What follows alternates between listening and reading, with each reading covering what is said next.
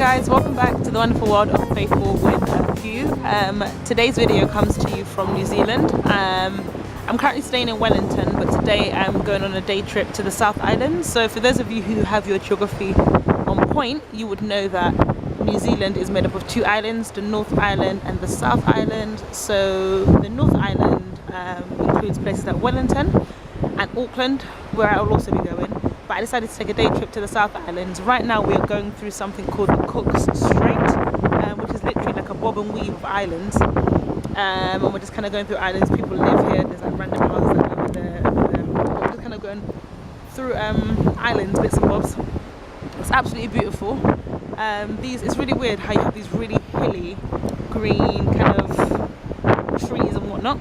So it's absolutely beautiful. The sea is ridiculously greeny blue. The sky is ridiculously blue. It's such a blessed, such a vivid day because it rained yesterday in New Zealand. So it's absolutely beautiful. That was the first time I had heard rain in a long time. So I was like, Today's video, can you actually hear me? My lips are a little bit dry because I haven't got any. Let me see. Whenever there's wind, whenever there's wind, it's always quite hard to film.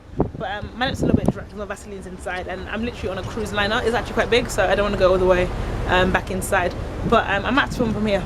But today's video is a quick one, but it's basically about holidaying and whatnot. Now, one of the things that I said to my sister while I was out here, I was on the Gold Coast in Australia, and I said to her, I really want to book a holiday. Like, let's go to this place and do this, that, and the other. And she was like, you're on holiday, you want to book another holiday. To be honest, it made me realise, and I remember speaking to one of my other friends, Joe, about this, but sometimes you need to build a life that you don't need to escape from. So part of the reason I like to holiday is because first and foremost, I really just want to see the world. It's just a desire I have in me, maybe because I'm called to be a missionary, so part and parcel of that is seeing the world and meeting different people and understanding the needs and whatnot that's out there. The second part is also because I'm an historian, so I like learning about different things and also seeing how history has affected the present day. But then the third bit is also, as a child of God, the word declares that anywhere that the soles of my feet tread, I can reclaim for the kingdom, and so that is what another part of it is. But also the fourth thing is sometimes it's a form of escapism, and this video is all about how do you build a life that you don't need to escape from. Guys, I'm back. I went to get some Vaseline because I couldn't hack it.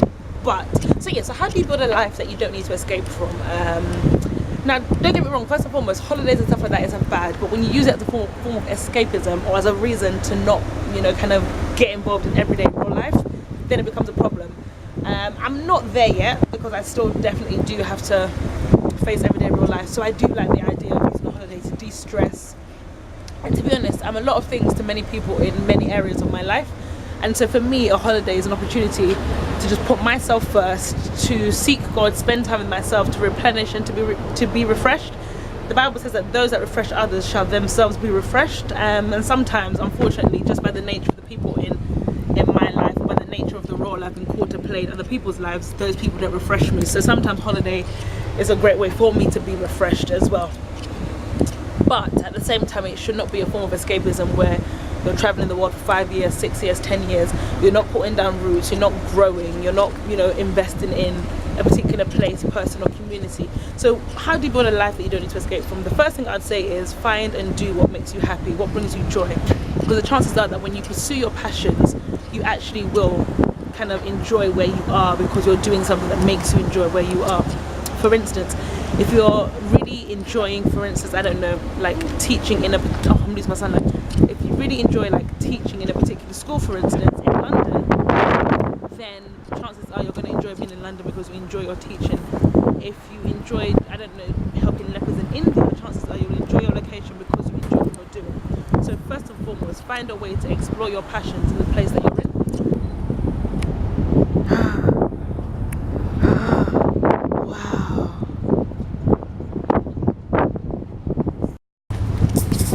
Guys, you would not believe what I just saw. I just saw dolphins. Dolphins were swimming like all the way yonder, like all the way past these boats, and I saw dolphins. Yay! And I've also really wanted to see whales, and I've seen whales here in Australia, but here in New Zealand I saw dolphins. Yay! Okay, that is so cool. Anyway, guys, I'm back. I'm back in my spot because this is where the sun is. After seeing the dolphins, yes, I love these dolphins. They're so majestic. These are wild dolphins, so they probably would hurt you, but who knows. So anyway, yeah, so back to building a life that you don't want to escape from. So the first thing is to find something you're passionate about and do that in the place that you are, and that should help you build connections. The second thing I would then recommend is also to be a part of your community. One of the things we don't do well in London is get involved in our community. I've lived in 2 houses since I was born. We've lived in both houses for about 12, 15 years, whatever. But we don't know our neighbours that well at all. We know his name, we know his, I don't even know his wife's name. I see her up on occasion. I don't know what they do in their house. Like, I don't know none of it. We don't know our neighbours, so we don't form links in communities. So I can be gone for a while, and at best my neighbour will say, oh, I haven't seen you in a while. That's it. No, there's no follow-up. So if the first thing is to make sure the second thing, is to make sure that you're a part of the community. And off the back of that, that also comes in terms of your church community. So if you are part of the church, get involved in your church community, because that will help you have roots. Your kind of local community, so getting involved in youth groups or volunteer groups and all that kind of stuff. Also for those who have political persuasion, getting involved in local political groups and all of that kind of stuff, but mainly civic organisations, those kind of things that help you to feel established in your community. The next thing I'd also then say is to make sure that you've got a life that you don't have to escape from, is not only to look for your passions, but also to do other things that you enjoy regularly. One of the things that I don't do well is having a safe place to go. And what I mean by that is this: is Monday to Friday, you've got the wahala, the stress and the drama of work. Saturday, in some instances, you've got a whole bunch of church-related stuff. If it's not church-related stuff, it's weddings, it's baby showers, it's namings, it's meetups, it's all that kind of stuff. When you do that like every single Saturday for 2 weeks, it can become quite taxing. And then obviously on Sundays, you then have church type stuff. And if you're in teams or in any kind of leadership positions, even if you're at music ministry, for instance, you might still be in church for a while. And so by the time you look at it, Monday to Sunday, you've got no other form of basically Monday to Sunday, you're doing something every day. And there's nothing that is different. Every day is the same kind of thing, day in, day out, same week, same routine. So finding something fun, spontaneous that you can do. So some of my friends do salsa, some of my other friends do cooking classes, others do knitting classes, others do like art and graphic design type stuff. But whatever it is, finding something, sorry, I'm looking for Wales. Finding something else that you can do that's different to your day in, your day out, to your routine, can help you just have another way to kind of feel invested in your community, in your location, but also to meet other people as well, which is another great way. The last thing I'd also say is friendships and relationships. Making sure that you build relationships, making sure that you build friendships, because those are the things that you have with people. Those are the things that will keep you feeling knitted and intertwined into your community as well. Sometimes you need to make sure that you have a life that you don't need to escape from. Make sure that your life is where you want it to be, and if it's not, work on getting it to where it is or where you need it to be. Pray about it, plan as well. Make sure you plan the life that you want as well. So for instance, if you want to live the kind of life where you're in a job that you like, spend time getting to know yourself. What are the kind of things that you like, the things that you're passionate about, the things that you can do. I'm not going to lie, we can be passionate about a lot of things, but if you can't do it, then you're not going to get paid. So all of those kind of things, and then put yourself in the job that you like, the church that you like. If you're in a church and you don't feel like you're growing, move. If you're in a church, unless you feel called to stay. Love New Zealand, the beautiful, the gorgeous, the amazing New Zealand, with love from New Zealand and the cook straight.